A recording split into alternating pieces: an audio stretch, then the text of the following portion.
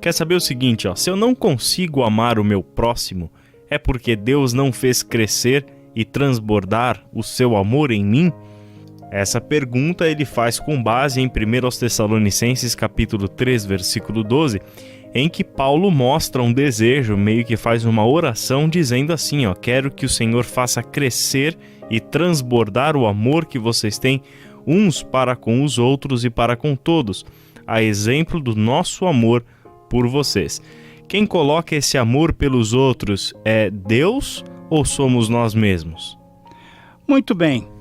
Paulo novamente aparece aqui como um exemplo. Ele está dizendo que ele também ama dessa maneira, que ele gostaria que os tessalonicenses amassem uns aos outros. Ele se coloca como exemplo, a exemplo do nosso amor por vocês. Então, significa o seguinte, que podemos responder essa pergunta a partir desse exemplo do apóstolo Paulo.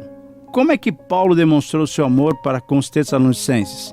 Novamente, insistimos naquilo que nós falamos lá nos programas iniciais. Isso é, Paulo demonstrou seu amor para com os tessalonicenses quando ele foi pregar o evangelho lá em Tessalônica, quando ele foi dar a vida espiritual, a mensagem que transforma a nossa vida física, a nossa vida material, naquele outro aspecto, na vida espiritual que vem a partir da nossa transformação que o Senhor Jesus Cristo proporciona para nós. Muito bem, ele prega o evangelho e ele demonstra o seu amor.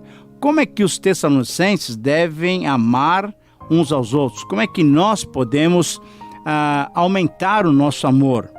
Na verdade, quando nós recebemos o Senhor Jesus Cristo como nosso Senhor e Salvador, quando nós somos tocados pelo Senhor e Ele nos dá a fé, e pela fé nós podemos crer, e a partir daí então nascemos de novo, somos novas criaturas, pertencemos a essa nova criação, somos agora da família de Deus, já é do nosso próprio DNA o quê? O amor. O amor já vem com essa salvação.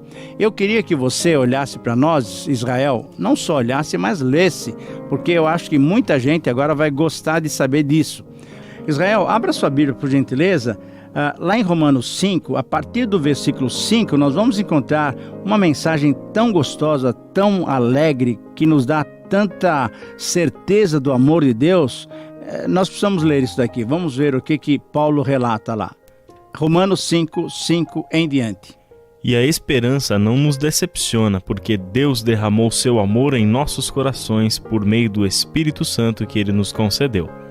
De fato, no devido tempo, quando ainda éramos fracos, Cristo morreu pelos ímpios.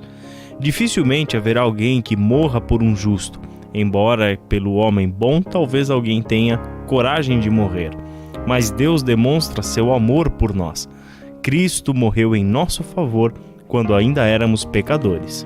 Esse é o amor de Deus, e esse é o amor que Paulo está querendo ver no relacionamento entre os tessalonicenses. Na verdade, esse é o amor que Deus quer que nós tenhamos uns pelos outros. Por quê? Porque, na verdade, quando nós nos tornamos cristãos, esse amor já vem com o Espírito Santo. Novamente, eu reenfatizo as palavras do versículo 5. A esperança não nos decepciona, por quê? Porque o amor de Deus, porque Deus derramou o quê? O seu amor, esse derramar é abundante, ele vem de Deus para nós e nos faz mergulhar nesse amor. Ele derramou seu amor em nossos corações por meio do Espírito Santo que ele nos concedeu. Ok, nós recebemos a fé, temos fé agora para sermos vivificados, isso é, essa nova vida que vem pelo Espírito Santo. Efésios capítulo 2, versículo 1 diz que nós estamos mortos nos nossos delitos e pecados. Ok, mas ele nos vivificou, fazendo o quê? Pelo seu Espírito. Ele nos dá o toque, cremos, o Espírito Santo vem e com o Espírito Santo há esse derramar do amor de Deus em nós. Então, a característica do cristão, a característica de uma pessoa que foi transformada pelo Senhor Jesus é o amor. Por quê? Porque pertencemos à família de Deus. E Deus é amor, portanto somos filhos de um Deus de amor. Portanto somos pessoas agora que amam. Só que na nossa velha natureza ainda persiste o quê? O egoísmo. Persiste o nosso ego grande, que nós não queremos, na verdade, não queremos que ele perca o seu poder. Na verdade, essa velha natureza, essa antiga natureza, essa natureza adâmica, ela continua insistindo que ela é dona da nossa vida. Mas, na verdade, quem é o novo dono é o Senhor, através do seu Espírito Santo. Professor Itamir, diversas vezes eu já ouvi pessoas confundindo esse amor do qual Paulo fala com entre aquela questão do fruto do Espírito e do dom espiritual. Muita gente entende errado e entende que amor é dom espiritual que Deus deu para alguns e não para outros. Sim. Significa então que essas pessoas, eu não consigo amar ao meu próximo do mesmo jeito que alguns amam, porque Deus não me deu esse dom. Essa ideia está completamente errada, não é mesmo? Completamente e absurdamente errada, porque na verdade o amor não é um dom, né? O amor é um fruto do Espírito, como fica claro lá em Gálatas capítulo 5. O fruto do Espírito é amor, alegria, paz, etc, etc, etc, etc. Muito bem. E o amor é como nós acabamos de ver lá naquele texto de Romanos. O amor é derramado em nossos corações quando nós recebemos também o Espírito Santo. A partir daí, todos nós cristãos, temos essa característica cristã e a partir daí, então, é aquilo que Paulo faz pedindo, orando em favor dos Tessalonicenses para que esse amor que uma vez foi dado por Deus através do Espírito Santo em nós, esse amor seja ampliado. Como não foi possível de viajar imediatamente para Tessalônica, Paulo então novamente está conversando com eles que gostaria de vê-los e tal, porque ele queria completar a fé daqueles irmãos e queria ter comunhão com eles, queria que o amor deles fosse estreitado ainda mais. E quando nós olhamos para um outro texto, a gente percebe que Paulo vai se apropriando de algumas ideias que já estão lá no coração dos discípulos. Por exemplo, em João 13:34, quando nós lemos aquela narrativa do apóstolo João, de que na ceia, naquela grande celebração, Jesus, na verdade, dá um novo mandamento. Mas por que novo mandamento? Porque já havia o mandamento de amar as pessoas, mas agora o parâmetro é que nós devemos amar uns aos outros, assim como Jesus está dizendo, eu os amei. Assim como Jesus está nos amando, assim nós devemos amar uns aos outros. Então, esse novo mandamento é porque agora temos um novo padrão.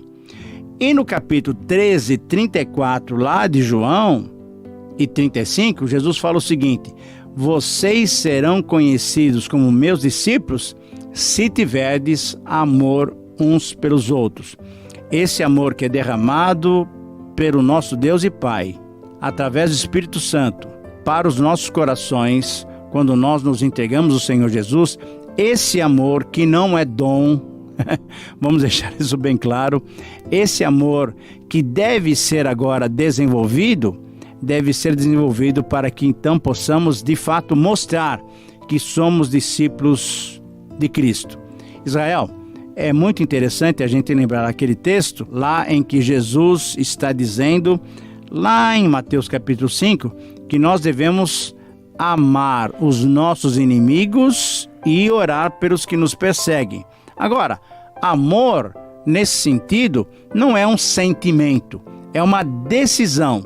Devemos amar, é uma ordem, nós devemos amar. Aí o sentimento virá depois, mas é uma ordem que nós cristãos amemos uns aos outros, inclusive amemos os nossos inimigos. Quando nós vivemos dessa maneira, realmente nós vamos mostrar para o mundo que nós somos discípulos do Senhor Jesus Cristo. Por quê? Porque Ele é prova clara do amor de Deus para conosco. Eu me recordo, professor Itamir, da primeira carta de João, na qual o apóstolo coloca o nosso amor para com Deus, tendo um termômetro interessante, que é o nosso amor ao próximo. Ah, exatamente. Olha muito que coisa bom. incrível, né? Quer dizer, você ama a Deus o tanto quanto você ama o seu próximo. Exatamente. Se você não consegue amar o seu próximo que você vê, como é que você Exatamente. vai amar Deus que você não vê, não é? Porque senão fica uma coisa novamente só conceitual. Ah, eu amo a Deus, eu amo meus irmãos e tal. Não, mas eu quero ver se você ama a Deus mesmo quando você ama o seu próximo. E você vai demonstrar que você ama o seu próximo quando você age em favor dele. Não é apenas alguma coisa conceitual, teórica, mas é alguma coisa prática.